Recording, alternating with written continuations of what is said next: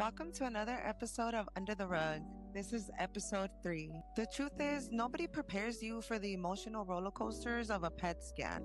Like 1 minute you're positive, confident, telling yourself everything's gonna be fine, right? And the next minute you're Googling symptoms you don't even have. You start questioning yourself.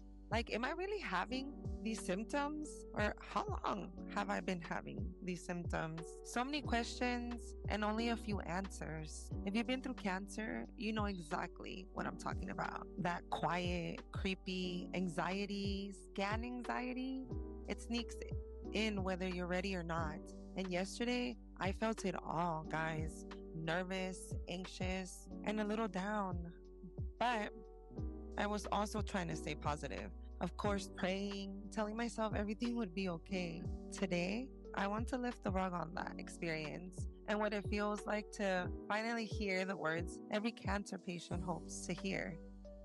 I get to my oncology appointment, I get called back, and I'm sitting there waiting for my doctor to walk in and give me my PET scan results. For those of you that don't know what a PET scan is, it's an imaging test that shows how your organs and tissues are working rather than just what they look like, which is what a CT scan and an X-ray do. So there I was waiting, guys, my heart racing, looking around, sitting in a pink room, which is a cute room, by the way, but my mind was trying to stay calm, but I couldn't stop thinking about everything my body had gone through.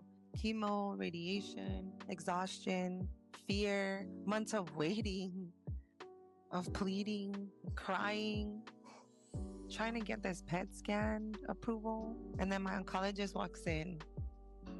She smiles at me and says something I will never forget. Your PET scan came back clear. My PET scan came back clear, guys. No evidence of disease. You heard that? No evidence of disease. Then I took the deepest breath I think I've taken in months, and I yelled at a big screen, and I was just like, fuck yeah. I'm in remission, and I can't believe it.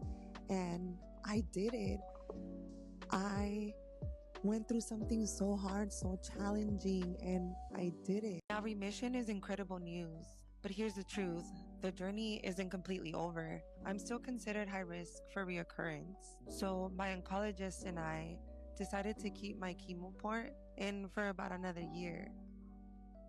If everything goes well, no infections or complications, no reoccurrence, we can remove it sooner. But for now, it's the safest option. I've actually talked to people on social media who have kept their port in for years. So I try to think of it like a safety door. Hopefully we never need it, but it's there just in case. Another thing I'll be doing is a blood test called scanXity. This blood test looks for tiny pieces of cancer DNA in your bloodstream. When cancer cells exist in the body, guys, they leave behind tiny generic fingerprints. scanXity can detect those fingerprints, sometimes even before a tumor shows up on a scan. If my test comes back negative, that means no cancer DNA was found, which is exactly what we're hoping and praying for. Crossing my fingers. If it comes back positive, it doesn't automatically mean cancer is back. It just means that my oncologist will need to monitor me more closely. Now, even though I'm cancer-free, my body is still healing. Chemo can cause a lot of side effects like neuropathy, which is nerve damage. It can cause you to have symptoms like numbness, tingling, weakness, or pain in your hands and feet. I've already done lower body nerve tests, and I'm currently waiting for the results. I'm also waiting for my insurance to prove the upper body nerve test, which, if I'm being honest, I'm more concerned about my upper body than my lower body, because back in October of 2025, I experienced some of the worst pain I have ever felt in my life. I ended up going to the ER because the pain was so intense, just so excruciating. The best way that I could describe it is like feeling like my bones were breaking. I couldn't pull up my pants. I couldn't pull on a sweater. I could barely move my arms. And they still never fully figured out what caused it. But these tests may help us understand whether it's nerve damage from chemo or if it's something else.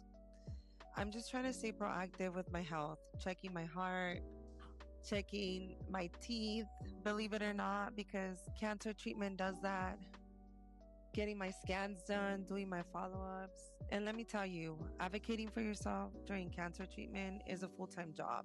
I literally called my oncologist nurse crying, asking for this PET scan referral because I needed reassurance. I needed to hear those words: no evidence of disease. And sometimes getting the test approved isn't simple. There's paperwork, insurance approval, phone calls, then there's the waiting. And sometimes insurance companies want you to exhaust every option before approving imaging or before approving a procedure. And the truth is, that process can delay answers people desperately need. You're already fighting for your life, and then you also have to fight for approval. It's exhausting, but that's a conversation for another episode. Today, I'm choosing gratitude. Hearing the words, no evidence of disease, that's the moment cancer patients dream of. It doesn't mean fear disappears, and it doesn't mean life suddenly becomes perfect, but it means my body is healing, and that is something worth celebrating. And yes, you get to celebrate with me today, and you know how, with our Song of the Day segment. Now, today's episode is dedicated to all the warriors out there. Whether you're facing cancer, an autoimmune disease, mental struggles, emotional battles, or physical challenges, I am sending you health, remission, hope, courage, gratitude, and love. So, wherever you are right now, I want you to pause for a moment. This is the moment where we release the heaviness and remind our bodies that joy is allowed. Wherever you are, with whether it's your kitchen, living room, car, or out and about, I would like for you to take a moment to shake it off, twerk it off, whatever floats your boat, but just create movement. Just give your body that chance to move around, to feel some rhythm. Let your body remember that it's alive. Today's song of the day is Bo Bo Bo by J1. J1 is a Latin artist from Santo Domingo in the Dominican Republic who blends traditional dembow rhythms with modern beats. Some of his songs include Onana, Do It, and today's pick, Bo Bo Bo Bo. Because healing isn't just about surviving, it's also about remembering how to live. Con tu ego y que tú te no vires yo pensando lo de menos.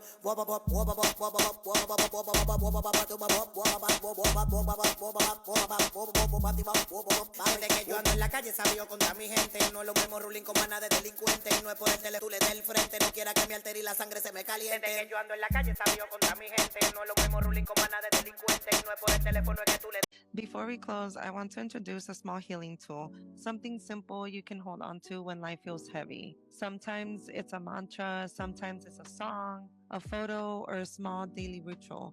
And I would like to incorporate that to my episodes moving forward, including with my guests. And I'm going to go first. One mantra that helped me through cancer treatment was simple: one day at a time, one breath at a time, because sometimes that's all we need. Today, we lifted the rug on scanxiety, remission, and the emotions that come with healing. If you're going through cancer or walking beside someone who is, I hope this episode reminds you that you're not alone. Healing isn't always linear, but hope is real. And as always, lift the rug, lead with love, heal out loud together.